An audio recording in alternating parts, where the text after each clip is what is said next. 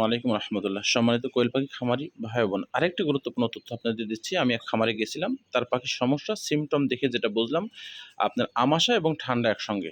আমি তাকে আমাশা এবং ঠান্ডার ডোজ একসঙ্গে কম্বাইন করে আমি তাকে দিতে বললাম। সে মেডিসিনগুলো লিখে দিয়ে আসলাম। সে সম্পর্কে একজন খামারির কাছে আলোচনা করছে। খামারি বলেছে, একটি মেডিসিন এককভাবে ব্যবহার করবেন। অর্থাৎ ঠান্ডার ডোজ ব্যবহার করবেন, তারপরে আমাশা করবেন। একসাথে এত মেডিসিন ব্যবহার করলে পাখির ক্ষতি হবে।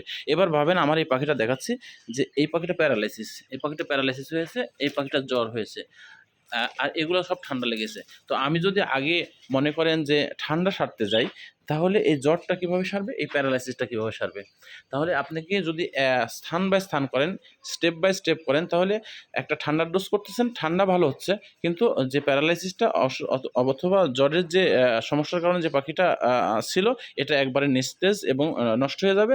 যার কারণে আপনি একবারে করবেন, এতে কোনো সমস্যা হবে না। এটা আমার প্রমাণ। আসসালামু আলাইকুম।